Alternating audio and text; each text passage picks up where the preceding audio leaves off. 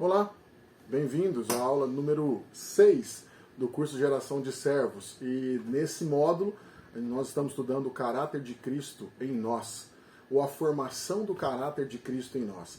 E nessa aula número 6, nós falamos um pouquinho na aula número 5 sobre a questão do barro, quanto ele precisa ser amassado, porque sem esse quebrantamento é quase impossível que Deus encontre em nós um espaço dentro de um barro bruto para ter utilidade na sua casa.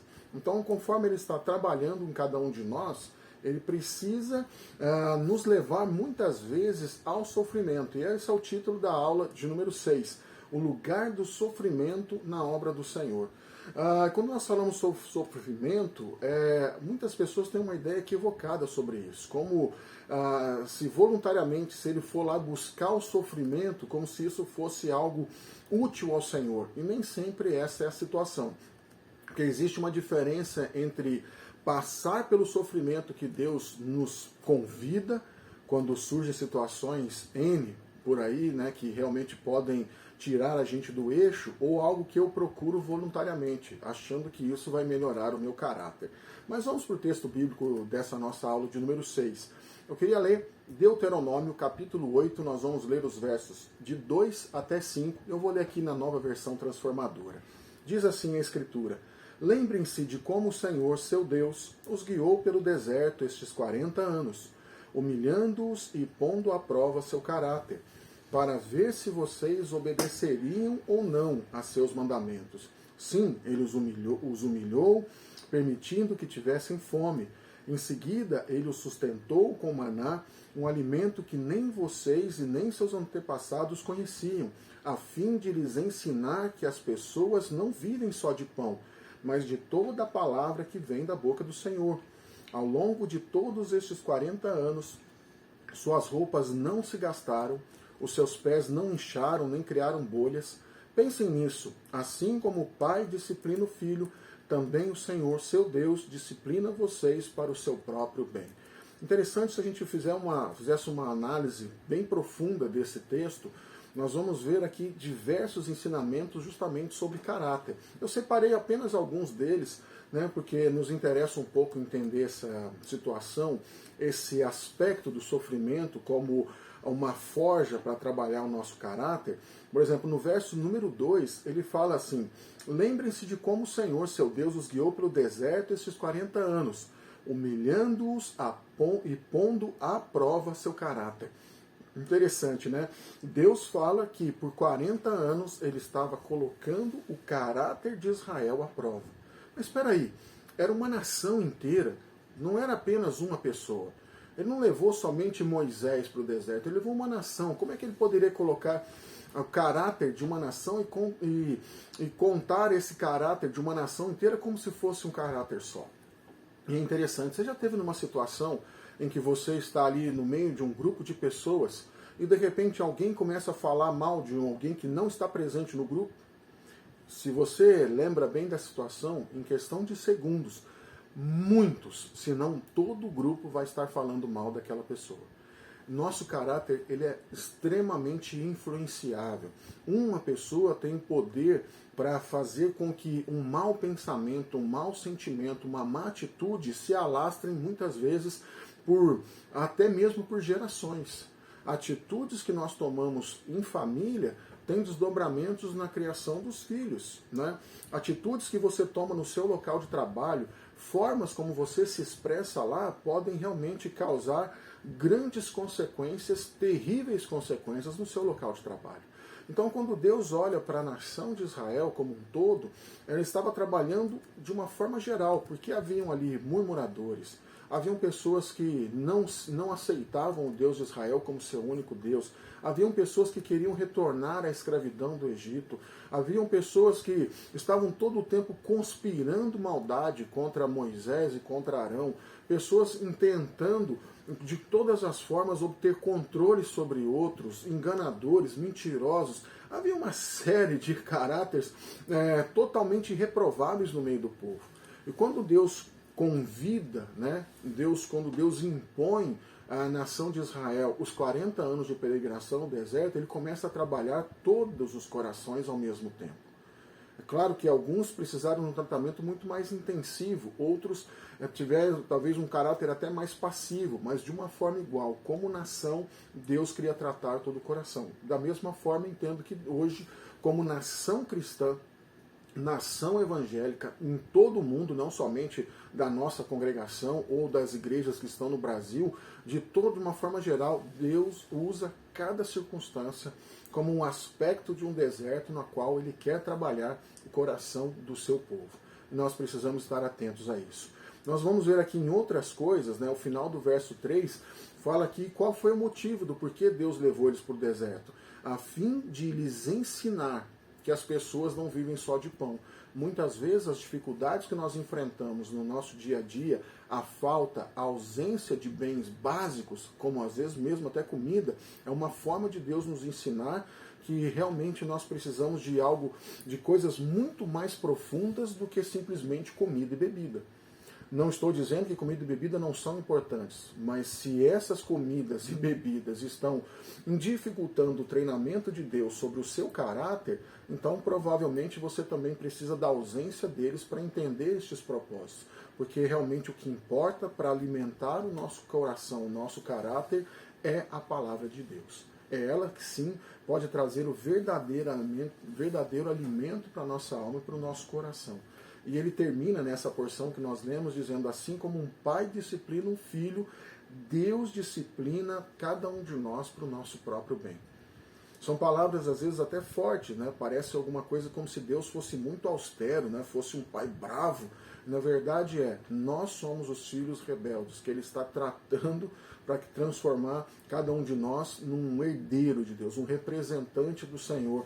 Quando as pessoas olharem para nós, eles saberão que a quem nós servimos, de quem nós somos filhos, de quem é na nossa estirpe, né? De quem nós herdamos tudo aquilo que nós somos. Não é algo que vem de nós mesmos, mas é algo que vem do próprio Deus para cada um de nós. Então, por que o deserto existe na nossa vida?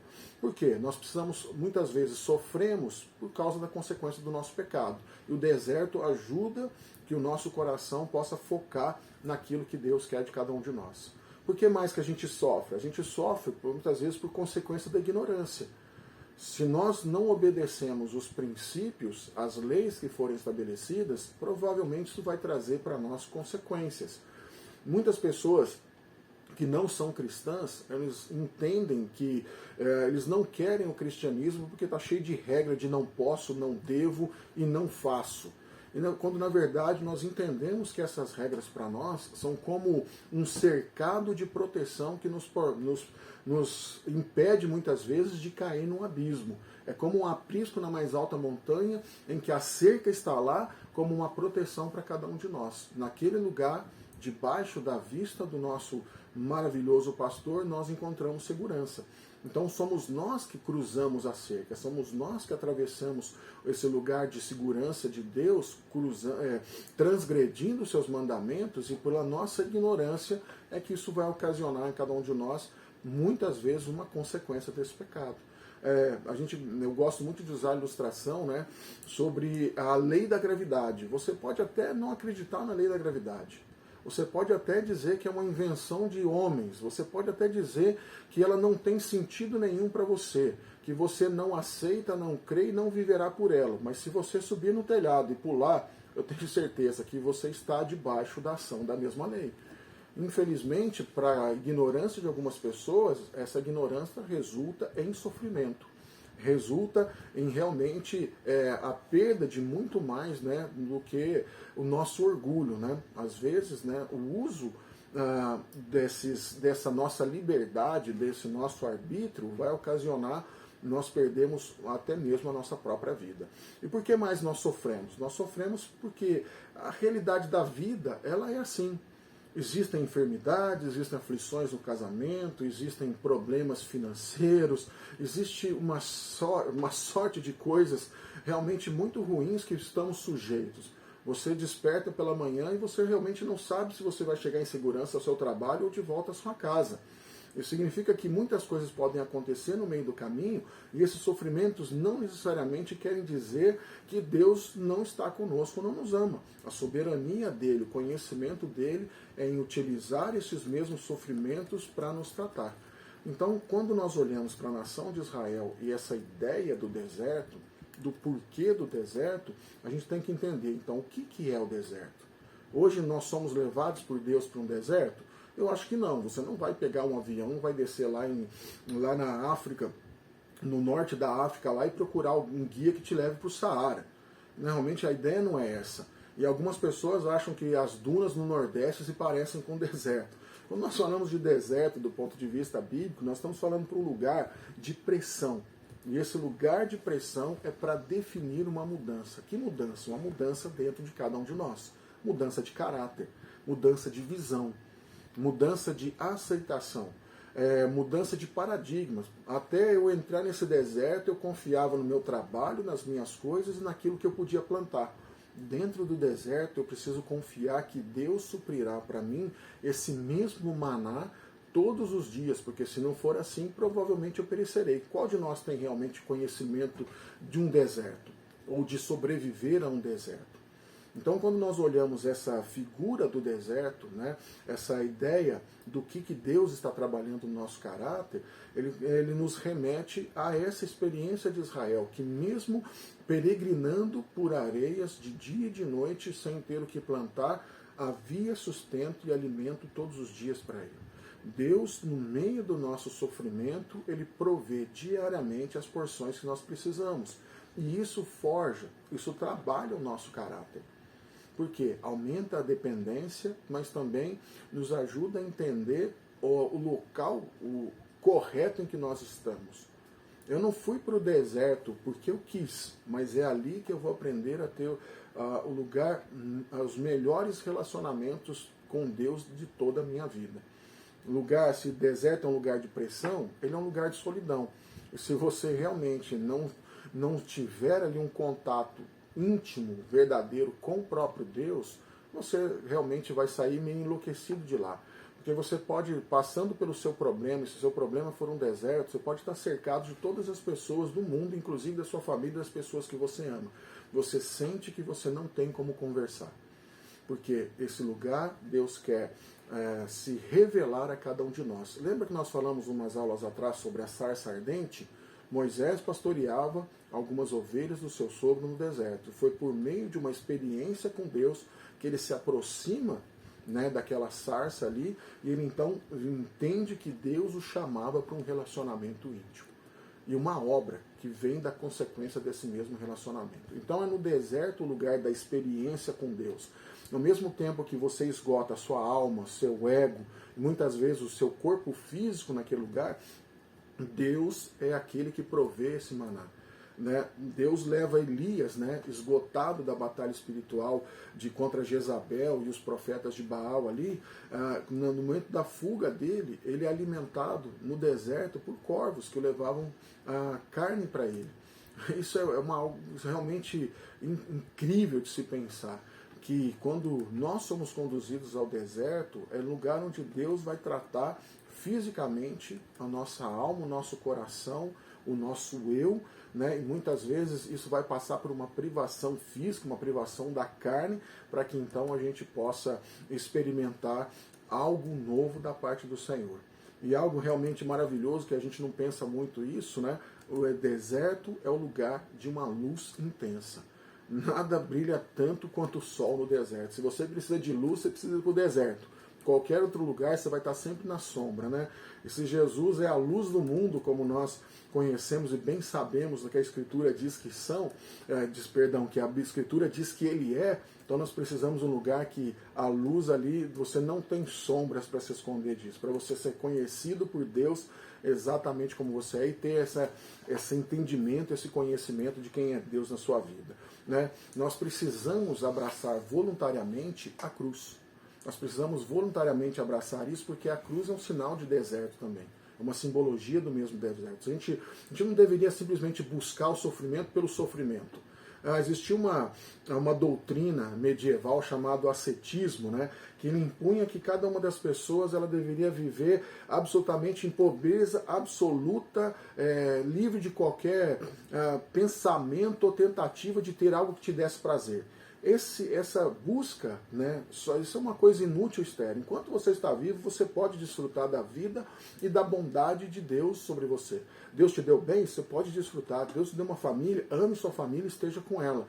A questão é que algumas vezes, por outro lado, Deus escolhe alguns servos para sofrer. E esse sofrimento que ele vai produzir nesses servos é para preparar o coração para que eles possam cooperar de uma forma com Deus que eles jamais teriam feito de outra forma. Enquanto nós estamos cercados dos bens e de prazeres, nós realmente temos muito mais dificuldade de ouvir a voz de Deus no meio de tudo isso. Quando algo nos falta, é nesse momento em que nós vamos invariavelmente buscar ao Senhor se o nosso coração está nele, né? Toda vez que ele busca alguém para levar para o deserto, porque ali ele quer revelar ou ele quer liberar alguma coisa específica da glória dele, um conhecimento, uma intimidade, algo com Deus que jamais você encontraria em qualquer outro lugar. E só para a gente encerrar essa nossa aula de número 6, na igreja primitiva, né, haviam alguns privilégios que hoje acho que nenhum de nós em sã consciência gostaria.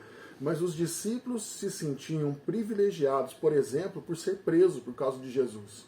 Ou alguns para sofrer mesmo, sofrer açoites, né? Sofrer torturas, apedrejamento por causa de Cristo Jesus. E aí outros que chegaram mesmo a se declarar felizes, né? Como diz a história a respeito do apóstolo Pedro, de ter sido martirizado, de ter sido crucificado da mesma forma que Jesus foi crucificado. Então, quantos de nós realmente estamos dispostos a viver por essa cruz, né? Nós temos a liberdade de tomar a cruz voluntariamente. Se falhamos, o Senhor permitirá circunstâncias para nos moldar. O que Ele quer mesmo é que todo discípulo dele seja capaz de tomar a cruz sobre os ombros e segui-lo pelo caminho, né? E se nós recusarmos o ensino do Senhor e endurecermos o nosso coração, né, a gente não se dobrar diante dele, ele com certeza, num ato de bondade, ele vai nos guiar para o deserto. Mas o deserto é o lugar de ser realmente conhecedores intimamente da pessoa do nosso Senhor Jesus Cristo. Então, até a aula de número 7, nós vamos ter presencial. Fique com Deus, que Deus abençoe a sua vida. Até lá.